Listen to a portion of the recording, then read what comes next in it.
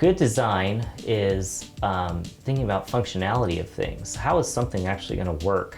You know, a lot of times things look good on paper, but when it comes down to actually building it, it doesn't work for many reasons. I mean, it may not be accessible for certain types of people. It may not be structurally sound. So those are all things that we have to consider. You know, we may get a concept that looks one way, but then when we actually go to build it, we have to consider all those factors and make sure it's a functional piece that's going to work and that's going to last for years and years. Design is, because it's like art, it's in the eye of the beholder kind of thing.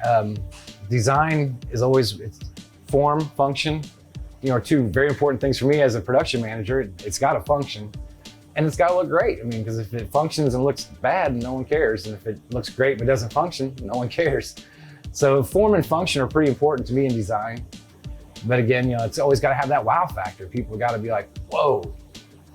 So as far as design goes, it's really taking the whole big picture. You have to look at a space as a whole. It's not about the individual details. You have to consider every angle that you're viewing something from. Like, we're not interior designers. We don't want to be. You know, that has a great role and it needs to happen, but we're the ones who want to see, we don't, you know, they make it pretty and they make it professional and they make it sleek and clean and hygienic. But what we like to do is bring in that play element, bring the fun, the joy, the giggle. So as far as my design process, usually we have a consultation with our customer. And so that's more of a learning kind of, we kind of talk to the customer about what they're really wanting to see and what's in their heart for their space.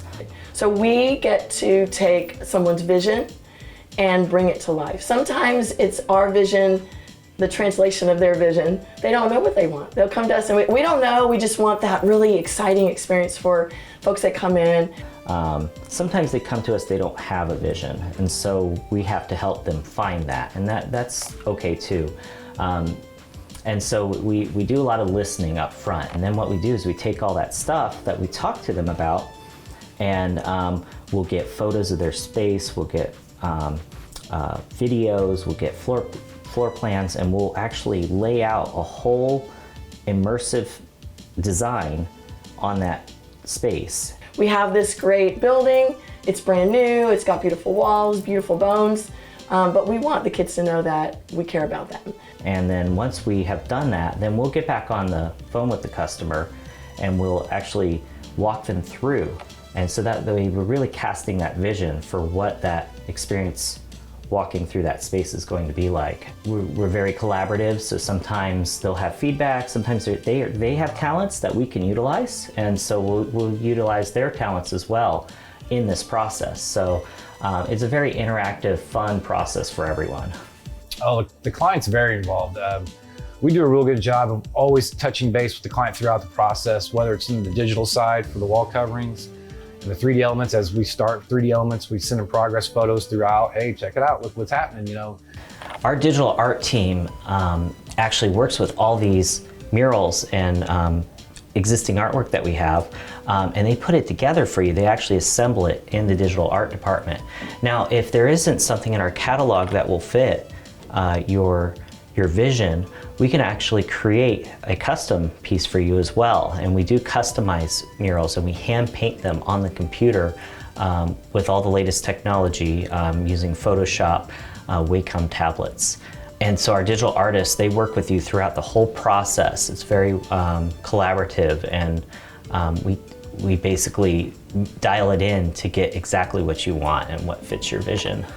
So they actually get to see the face. If they don't come in person for a tour, we will send them video or photos. So they're constantly being updated, and then they get the opportunity, oh, well, that looks great, but can we do this? Oh, now I see that, I wish it was more like this. And so we're constantly, this is what we're trying to make, but it might change a little bit when we get done because client involvement. Sometimes, some people aren't super visual, so once they do see it, they're like, oh, that's what that's going to look like. I love it. Or, oh, can it turn a little bit? You know, it's some adjustment or something. So it's a moving target, so to speak. But their clients are constantly involved. Our clients are as involved as they really want to be. Wacky World has full turnkey solutions. We can do everything from soup to nuts. You know, we do the whole design up front. We'll build it. We can install it. Sometimes our customers who maybe have a budget that we're trying to stay within, maybe they have some people who can build a small item like a desk, and then we can add our elements to it. So in those cases, we could be very collaborative. You know, again, if a customer comes to us and wants it full turnkey, we're happy to manage the whole project from start to finish. If they want a little bit more hands-on, which some people do like, then we absolutely will be happy to work together, and we'll divide up duties in that way. Once a contract has been signed, we've got a design. So it'll break down into, you know, whether it's a build element or a sculpt element, that obviously always gets painted. So it'll start, we have 3 phases of our building back here. We have our carpentry department, which I'm in right now, and then next door we have our sculpt department. So sometimes it starts in sculpt and it has to come over back here to get some sort of, you know, infrastructure maybe added to it. But all of our projects will have like a workflow sheet, and those sheets travel with the project as it travels through the shop. And eventually it always makes its way to paint. But once the design has been settled on, we'll break it down into zones, and then we just start tackling it. We get at it. Okay, this one's going to take longer, so we're going to start on this one first, and, you know, let's jump into it. Whether it be building decks or welding stairs or whatever it might be, when it starts on this side, whether it's wood or metal or fiberglass, and then it would go over to sculpt if it needs to have some elements added to it. We might make a car out of wood, but, you know, the tires and fenders might be a sculpted element that'll be hard coat attached later. So there's pretty much everyone always has their hands on every project. There's never really one person that touches the whole project themselves. We put excellence in everything that we do. It doesn't go out of here unless it's perfect. It's got to be what was envisioned and what was communicated to the client. It's perfect. Really, Lang, when it comes to design, your only limits are your imagination and your wallet. I mean, we can do whatever, just given enough time and enough money and enough budget. I mean, as far as design, there's no sky's the limit. I mean, there's nothing that stops us from doing what we do and what helps people imagine what they want. If you can dream it, we can theme it.